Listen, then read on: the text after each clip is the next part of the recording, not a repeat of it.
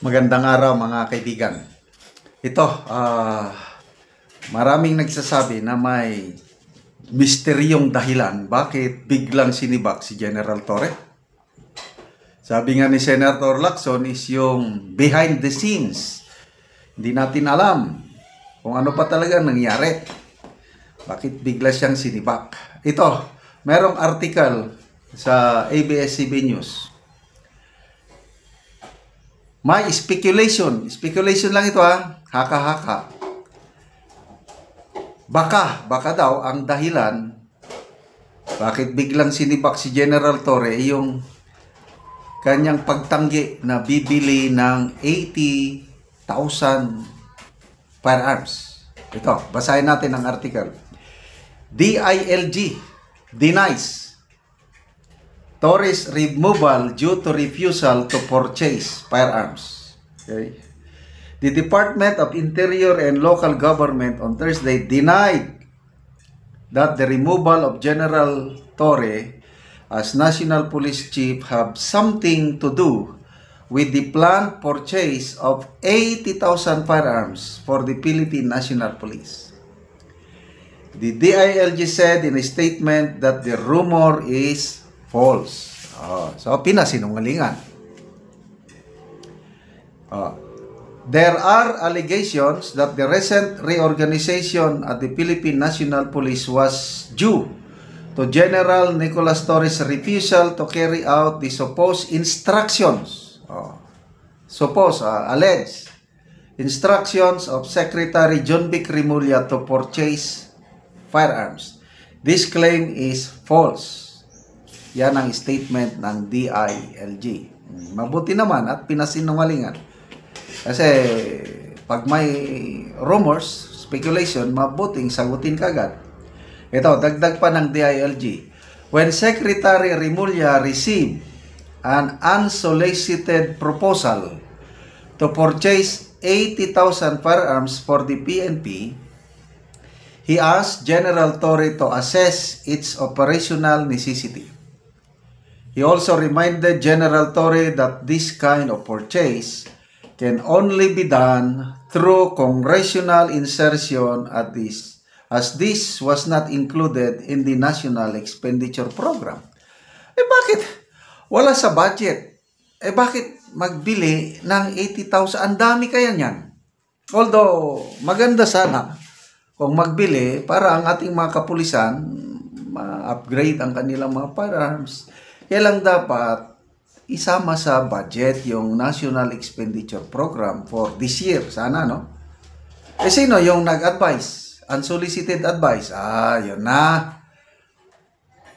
Pagsingit na naman, congressional insertion. Grabe. Ano pa? The DILG clarified that Remulla has never facilitated nor endorsed any congressional budget insertion. Mabuti naman. Huwag na tayong mag-insert. Yun ang nanluloko. Yun ang punot dulo bakit tayo nagkakaproblema ngayon sa korupsyon. Lalo na sa flood control project. Dahil yung mga congressional insertion na yan, pabayaan na natin ang executive department, ang DBM, na gagawa ng budget based doon sa process. Dadaan sa level provincial, regional, papunta sa yun, kompleto ba ang requirements? Hindi yung singit-singit. Pag isiningit yan na, sigurado sanhi na yan ng corruption pag congressional insertion. Okay. The agency added that Remulla even agreed with Torre when he said that the purchase of the said firearm was unnecessary. The Secretary concurred with General Torre's assessment. There was no directive to purchase.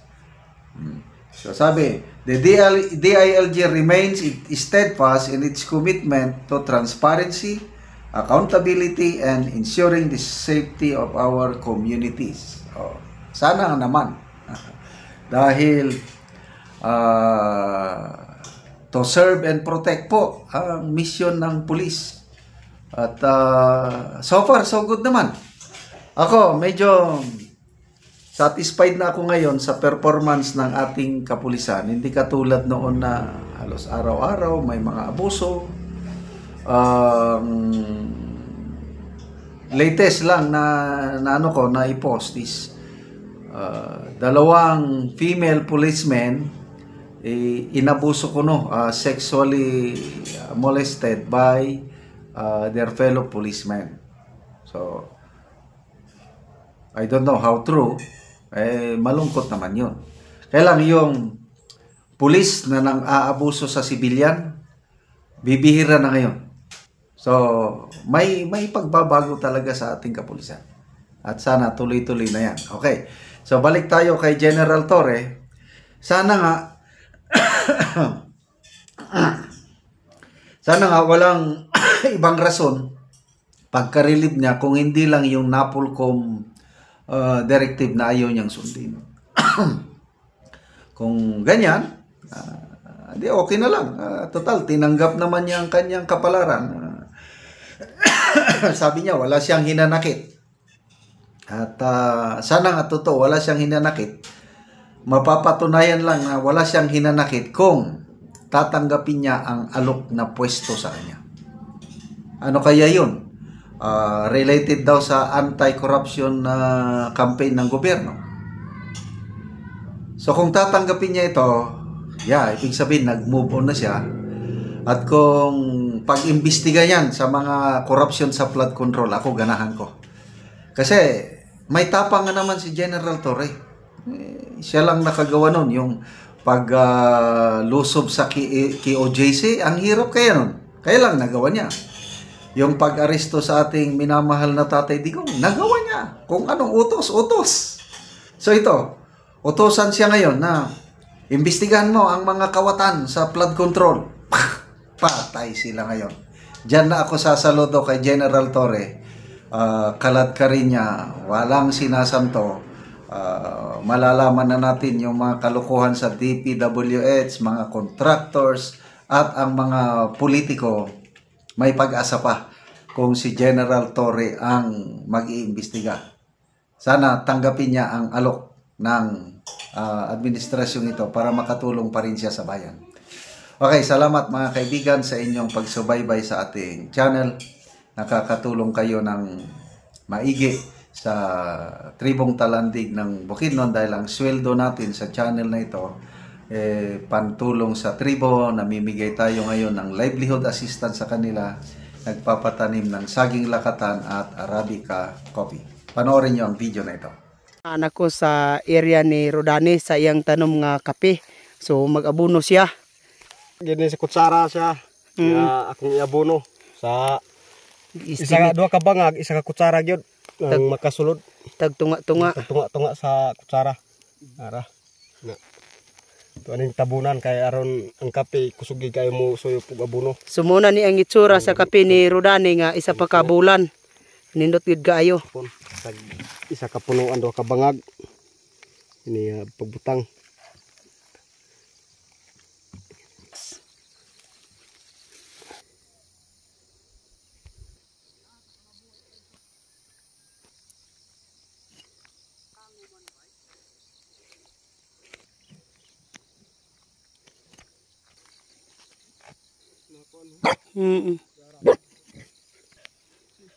O karon human sa pag-abono ni Rodani, naga-spray na pod siya.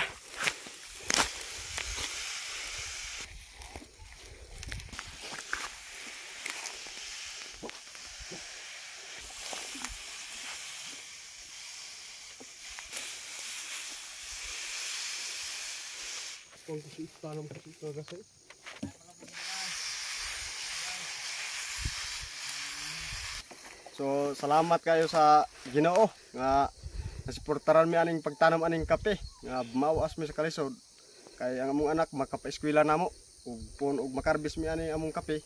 Salamat kayo sa Ginoo sa pagtabang ug nagtabang pud sa aning mga YouTube nga makatabang sa mga pagtanom og kape. Salamat kayo sa Ginoo. Okay, salamat kaayo.